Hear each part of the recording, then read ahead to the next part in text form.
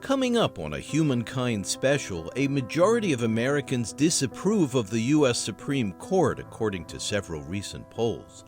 When a draft decision was leaked indicating the court would rescind federal protection of abortion rights, confidence in the High Court plunged to an all-time low. Nearly two-thirds of the country supports keeping abortion legal. Now that the Roe v. Wade precedent has been overturned, the Supreme Court is at the center of the controversy. President Joe Biden. The court has done what it has never done before, expressly take away a constitutional right that is so fundamental to so many Americans that had already been recognized. Should we revise the way the Supreme Court justices are appointed? Should the court itself be reformed? Are there constitutional ways of doing so? I'm David Freudberg. Stay with us for Humankind. Humankind is produced in association with WGBH Boston and Documentary Educational Resources. This special project is supported by the Democracy Fund and by the Humankind Program Fund.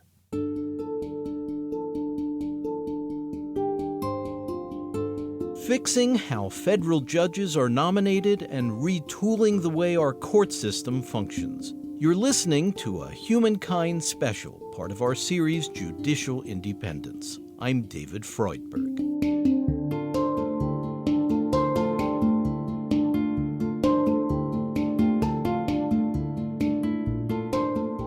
There certainly is a problem with the way Senate confirmation hearings have really become theater for senators to give speeches and for nominees to say nothing. And that takes away a powerful tool for the American public to see who is being appointed to the judiciary. And that is something that the Senate needs to take a good look at itself. We can add that to the list of problems with America's federal courts. Legal observers across the political spectrum see much that can be improved. The most controversial proposal may be to expand the number of judges on the Supreme Court, but other ways to restructure the judiciary are also under consideration. Good morning, everybody. Judge Barrett's family, welcome. The hearing to confirm Judge Amy Barrett to the Supreme Court will now begin. Supreme Court nominations have become a political football. Nobody much likes the tone of the process, which has become increasingly partisan and personal, even toxic. But it has allowed Senator Mitch McConnell, Republican of Kentucky, to score some strategic wins in his long quest to remake our courts into a bastion of conservatism. This is something to really be proud of and to feel good about. We've made an important contribution to the future of this country. A lot of what we've done over the last 4 years will be undone sooner or later by the next election. They won't be able to do much about this for a long time to come. McConnell fast-tracked the confirmation of judges under Republican President Donald Trump. Almost a fourth of all active federal judges in the United States were appointed by Trump. Senator McConnell relishes that lasting influence. The person who sits on the bench on the Supreme Court really matters. Emily Bazelon writes for the New York Times Magazine and is senior research fellow at Yale Law School. And I think people on both sides have woken up to the degree to which the party affiliation of that person tends to predict the way they're going to rule. That was less true until the 1980s. But then you start to see Republicans in particular through the Federalist Society, which has been very successful at moving the bench to the right. You start to see them be much more intentional about picking very conservative judicial candidates for the Supreme Court. And you see some response to that among Democrats. You see more reliable liberal picks from them. But the conservatives and the Republicans have had more of the choices to make, more of the nominations than Democrats. As Emily points out, the Republican Party has not won the majority of votes in 6 of the last 7 presidential elections. And yet vacancies on the court, from deaths and retirements, have allowed Republican presidents to appoint 6 of the last 10 justices. The question is whether this skews the court in a way that's out of step with public opinion. But Professor Jonathan Adler of the Case Western University Law School thinks ideology is the wrong way to analyze judges. We expect that justices are trying to answer the questions before them to the best of their ability, faithful to the Constitution, faithful to other sources of legal authority. And the more they are evaluated not on their ability to do those things, but on whether or not they will rule in a particular case in a particular way that's favored by a particular interest group or a particular party, then it's harder to view them as being different or distinct from those who we elect to elect for Congress or elect for the presidency. Which has the effect of politicizing the court, a reality that has now boiled over with the decision to overturn Roe v. Wade. And there's little question the intense polarization of American life has spilled over to nominations for Supreme Court justices in recent years. It reached a flashpoint during the bitter clash in 2018 over the appointment of Brett Kavanaugh by President Donald Trump. But the battle over America's judiciary had been raging for years.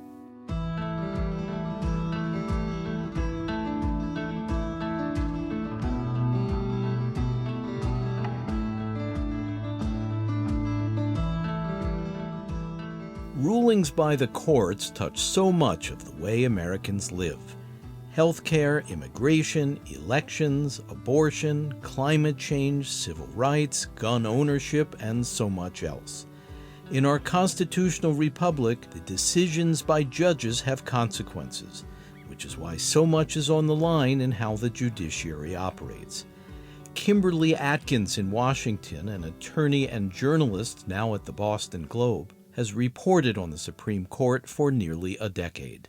There has always been, between the three branches of government, this sort of tug of war over which branch has more or less power. They're supposed to be a check on each other, of course, but you see over time that the power of one sort of begins to shift and rise as the power of another lowers. And I think what we've seen in recent years is the rise in the power of the judiciary, particularly in the Supreme Court, in the impact that it has on the laws and the ways laws are carried out or not carried out, and how that impacts Americans. So I think that is what has drawn that attention, and we have seen all the ways in which the judiciary, which is supposed to be a neutral arbiter of disputes and is supposed to be, so to speak, above politics,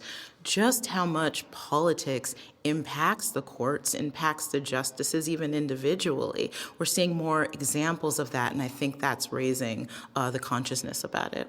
The Supreme Court was created by the Constitution, not by Congress. Justice Samuel Alito, a consistent vote among the court's conservative bloc. He was reacting to statements in a 2019 court filing by 5 progressive senators who were commenting on a case before the court that could have loosened gun control.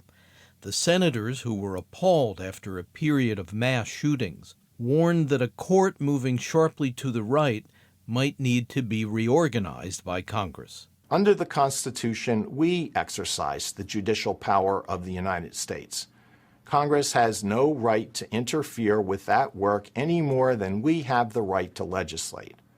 Our obligation is to decide cases based on the law, period. And it is therefore wrong for anybody, including members of Congress, to try to influence our decisions by anything other than legal argumentation. I mean, I think it's wishful thinking. Emily Bazelon of the New York Times. Look, the Constitution does not say that there should be 9 justices on the Supreme Court. It says nothing about the number of justices.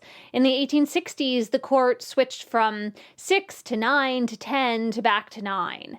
And Congress can change the number again simply by enacting a law if it chooses, provided that the law is signed by the president. Now, I mean, it would be a big step. I'm not trying to minimize it, but I think for Justice Alito to say that Congress has no power here, I mean, that's just not true. I think expanding the court for the purposes of producing a change in the governing philosophy of the court is what we've always recognized as court packing. Jonathan Adler of Case Western Reserve Law School. And when Franklin Roosevelt proposed it, it was overwhelmingly rejected, including by members of his own party.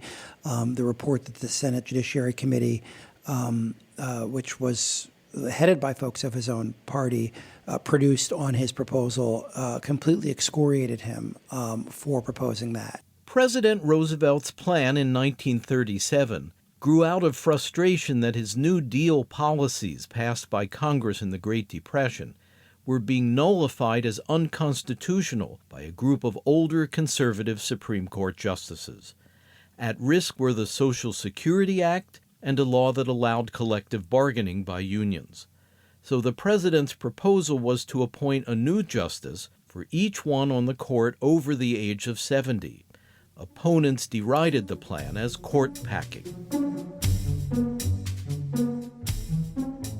If by that phrase the charge is made that I would appoint and the Senate would confirm justices worthy to sit beside present members of the court who understand modern conditions, that I will appoint justices who will not undertake to override the judgment of the Congress on legislative policy, that I will appoint justices who will act as justices and not as legislators, if the appointment of such justices can be called packing the court, then I say that I, and with me the vast majority of the American people, favor doing just that thing now. We had, at that point in history, a desperate economic situation in the Great Depression. Emily Bazelon. We had a Democratic president and Congress who were very committed to trying to address that problem, and the Supreme Court got in their way.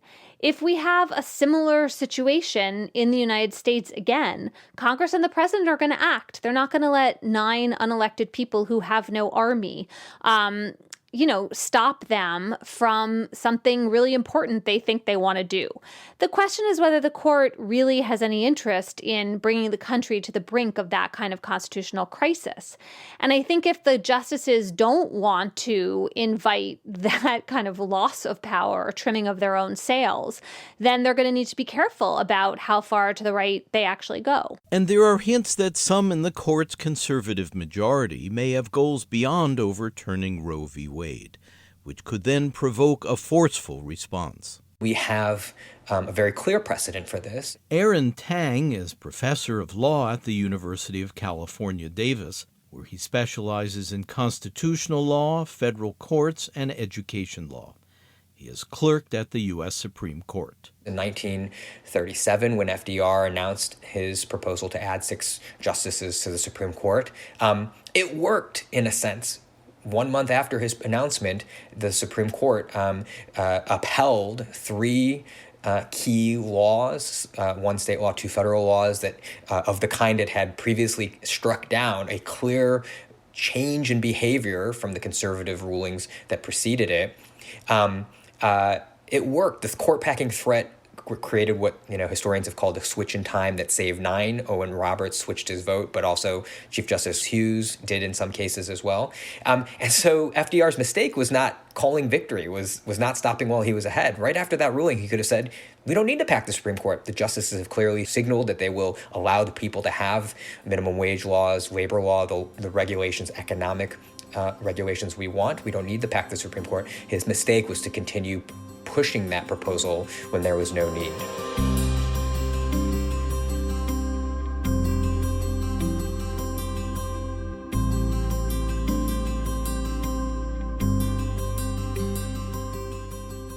We're exploring the possibility of reorganizing America's federal courts. You're listening to Humankind. I'm David Freudberg.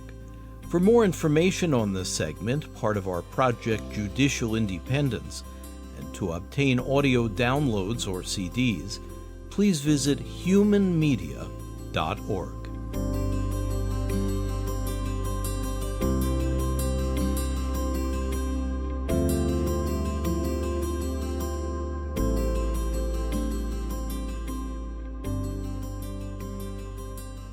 As a Democratic senator from Delaware, Joe Biden served as chairman of the powerful Judiciary Committee for 8 years. That's the venue which decides whether judges nominated by the president are considered for a lifetime appointment to the federal bench. As a committee member in 1983, Biden weighed in on the topic of adding seats to the Supreme Court. President Roosevelt clearly had the right to send to the United States Senate and the United States Congress a proposal to pack the court. It was totally within his right to do that. He violated no law. He was legalistically absolutely correct, but it was a bonehead idea. It was a terrible, terrible mistake to make, and it put in question, for an entire decade, the independence of the most significant body, including the Congress, in my view, the most significant body in this country, the Supreme Court of the United States of America. But the idea of expanding the court has recently attracted new support. That's especially so among those who feel the Republican-controlled Senate unfairly refused even to take up Judge Merrick Garland's Supreme Court nomination by Democratic President Barack Obama. So some liberal activists propose adding judges to the court. Here's Erin Tang at the University of California, Davis Law School. The progressive in me, the person who wants what's best for what I believe is best for society, I could certainly be wrong, but it's what I believe, would like nothing more than to stack the courts with more liberal justices to ensure all of the outcomes that I care about: healthcare, immigration law, gun control, reproductive autonomy. But the realist in me recognizes that any move down that path, any act by Congress, whether to pack the Supreme Court or even something more subtle like term limits, will be perceived by the other side as escalation. They will retaliate with more. And before we know it, our Supreme Court will be unrecognizable and not credible at all. And so our best case outcome, I think, is for the Supreme Court to correct or moderate itself. But the decision to revoke federal rights to abortion may intensify the pressure. I oppose expanding the court for the purpose of altering its ideological or philosophical balance. Jonathan Adler at Case Western Law School in Cleveland is a member of the Conservative Federalist Society. I think doing that basically says that it is appropriate for the political branches to systematically alter the court in ways that are designed to guarantee outcomes the political branches want. And if that is something that is appropriate to do, the question has to be asked, why have a court at all?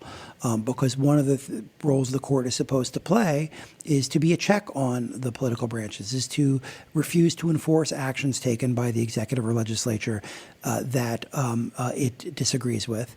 And there is no question that the proposals to alter the size of the court now are not about the court's ability to do its job, are not about some sort of structural or institutional a purpose. They are about altering the substantive outcomes that the court will produce in line with what some folks had hoped was going to be a governing majority in the executive and legislative branches. Congress would be within its rights to expand the Supreme Court. In our divided politics, Republicans would likely denounce that as a power grab, similar perhaps to the reaction by Democrats when Judge Garland's nomination to the Supreme Court was denied a hearing, or when Judge Amy Coney Barrett's nomination was rushed through on the eve of the 2020 presidential election.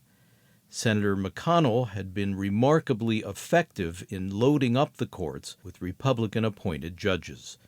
Kimberly Atkins. Well, I think that is not by accident. I think the fact that we are seeing the Republican Party begin to shrink in its numbers, shrink in its influence, and also shrink in terms of its support from the American people is why there was such an urgency on Mitch McConnell's part to install as many judges in all levels of the federal judiciary as he could. But Democrats have in general been less focused on the judiciary.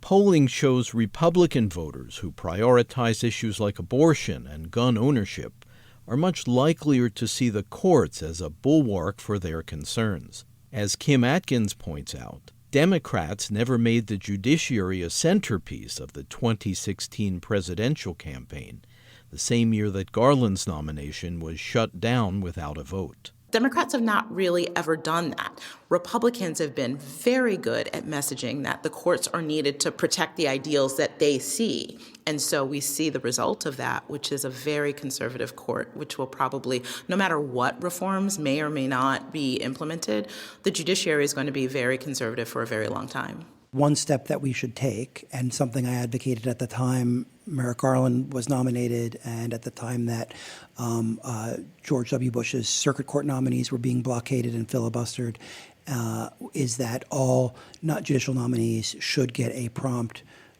consideration by the Senate and should get a prompt vote. Jonathan Adler. Ideally, we would have a presumptive schedule.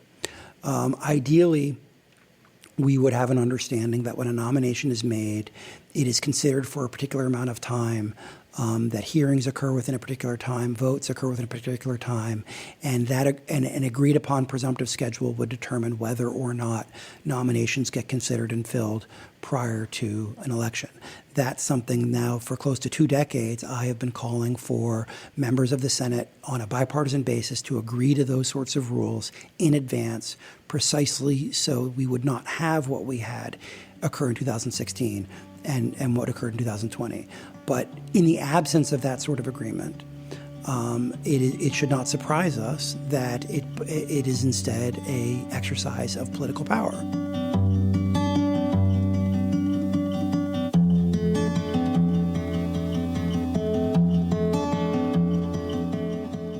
Many of the legal experts and journalists we've talked with seem to favor methods of recalibrating our judiciary without shocking the system. They think a lot could actually be accomplished that way toward removing the court from politics.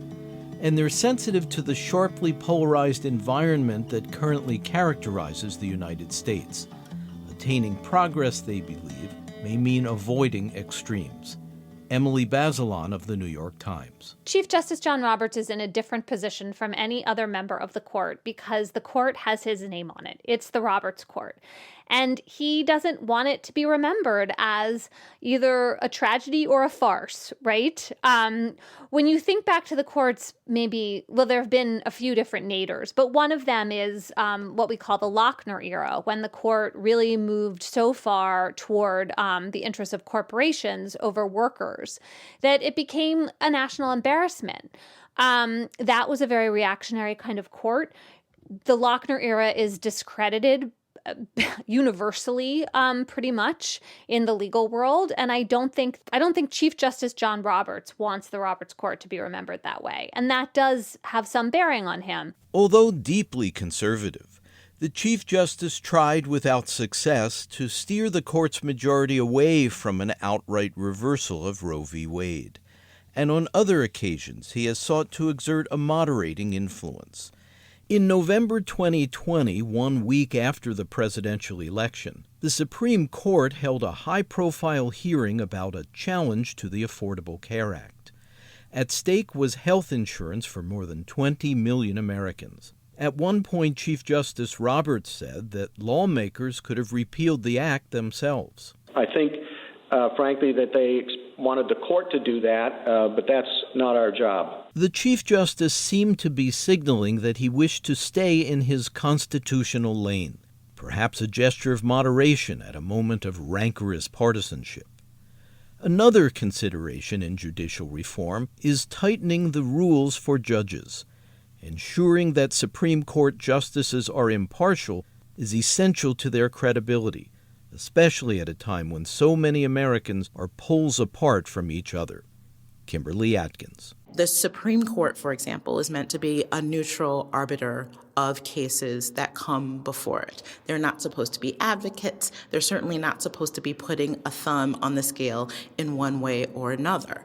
But if you look, just recently, Justice Samuel Alito was a featured speaker at the Federalist Society's annual meeting. He still is serving as someone who is clearly very close to this organization. So that alone, you would think that there would be a rule against a justice who is sitting on the court to be this close to an obvious player, big player in this scenario. But because there aren't really rules that prevent that, that is allowed to go on. Justices write books, accept invitations to give lectures at law schools and elsewhere, and occasionally grant media interviews.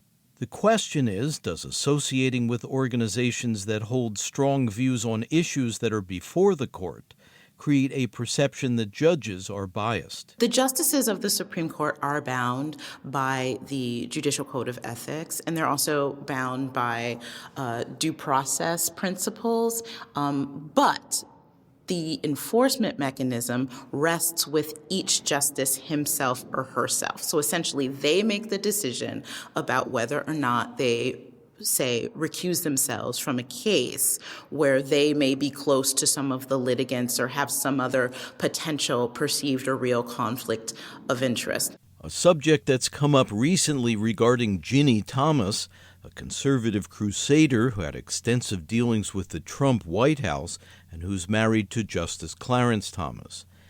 In January 2019, unrelated to Thomas, the House Judiciary Committee convened a hearing about judicial ethics. Among those testifying was Sarah Turberville of the Project on Government Oversight, a nonpartisan watchdog group concerned with abuse of power.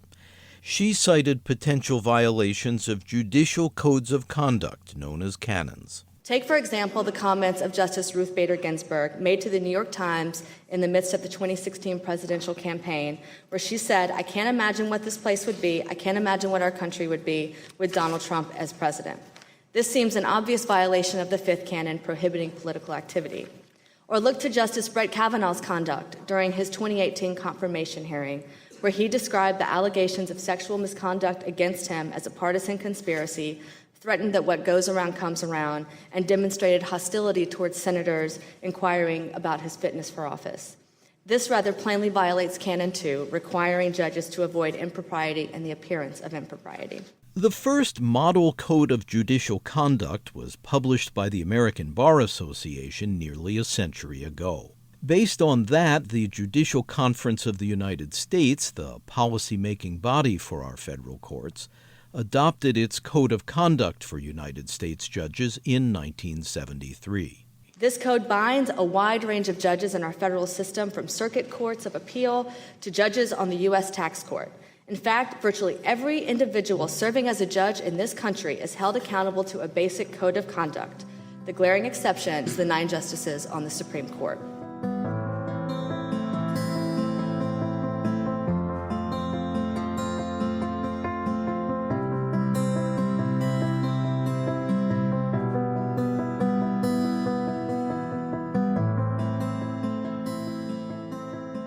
Coming up, should there be term limits for Supreme Court justices? There's an interesting debate over what might be constitutional, and who gets to pick the cases that the High Court actually takes on. When Humankind continues in a moment.